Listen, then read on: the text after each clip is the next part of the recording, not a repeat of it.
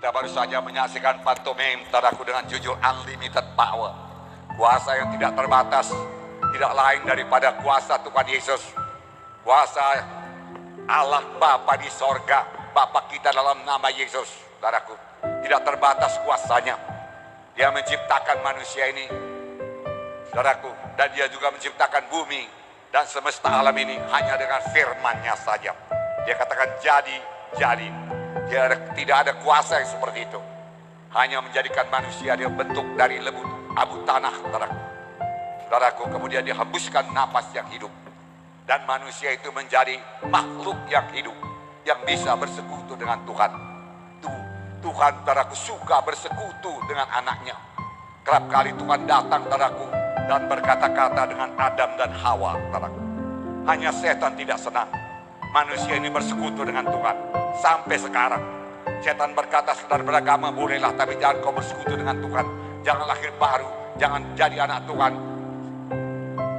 supaya engkau jangan mewarisi hidup yang kekal. Saudaraku, hanya dengan lahir baru kita mewarisi hidup yang kekal. Setelah kita lahir baru kita bisa bersekutu dengan Tuhan. Dan setan tidak senang. Saudara lihat tadi setan mengganggu, mau memisahkan dia, saudaraku, dalam persekutuannya dengan Tuhan. Sampai sekarang setan berusaha memisahkan kita dengan Tuhan, saudaraku. Saudaraku yang kasih dalam nama Yesus, tapi syukur dia kembali kepada Alkitab, kembali kepada firman Tuhan. Firman Tuhan adalah jawaban dalam hidup kita. Firman Tuhan mengajari kita. Firman Tuhan makanan rohani kita. Firman Tuhan bawa iman yang teguh kepada kita. Firman Tuhan akan memberikan pengertian yang baru kepada kita. Mari, ini pelajaran kepada kita, supaya semua kita kembali kepada firman Tuhan. Amin. Ya, kembali kepada firman Tuhan. Haleluya, saudaraku. Saudara, Tuhan telah memberikan kuasa kepada setiap anak-anaknya untuk mengusirkan setan dalam nama Yesus. Saudara mau mengusir setan dalam nama Yesus? Saudara pasti bisa, amin. Bisa. Amin. Tepuk tangannya meriah, saudaraku. Haleluya.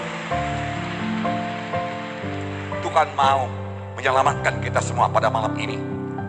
Tuhan mau menolong yang sakit pada malam ini. Malam ini juga Tuhan masih mengundang, marilah kamu sekalian yang letih, lelah, dan beban berat, aku memberi sentosa kepadamu. Aku memberi kelegaan kepadamu. Saudaraku, Tuhan mengundang kita pada malam ini. Datang pada Yesus, saudaraku. Bukan letih lesu karena bekerja berat di dunia ini, tapi letih lesu jiwa kita.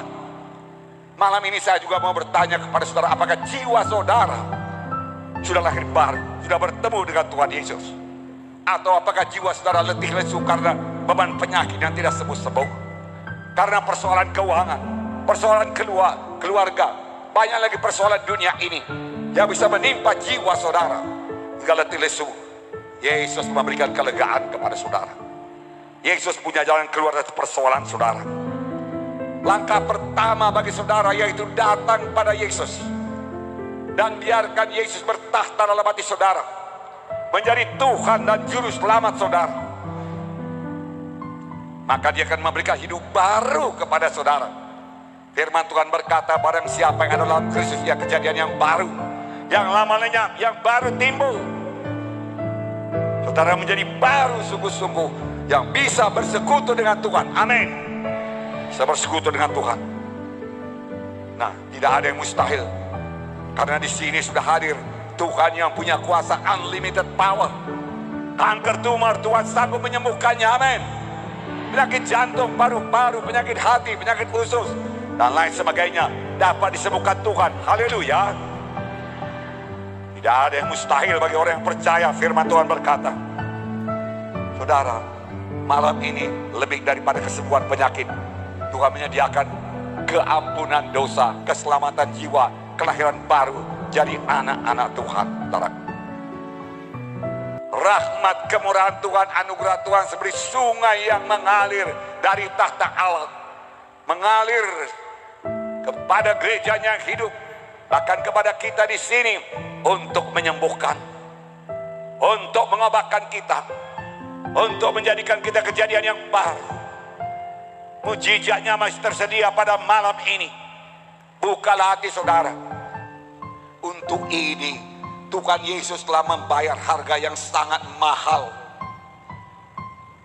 Karena kita semua manusia sudah jatuh kepada dosa, tergadai kepada dosa. Tuhan menebusnya kembali dengan apa ditebusnya? Dengan darahnya yang kudus, saudaraku. Untuk itu darahnya harus dicurahkan. Dan Yesus mulai mencurah darahnya di Getsemani. Kemudian Yesus mencurahkan darahnya, saudaraku, di kayu salib. Namun sebelum disalib, Tuhan Yesus dicambuk lebih dahulu dengan cambukan, saudaraku, yang kejam dari serdadu Romawi. Robek-robek semua daging punggung Tuhan Yesus, saudaraku. Semua robek. Kelihatan tulang-tulangnya, saudaraku.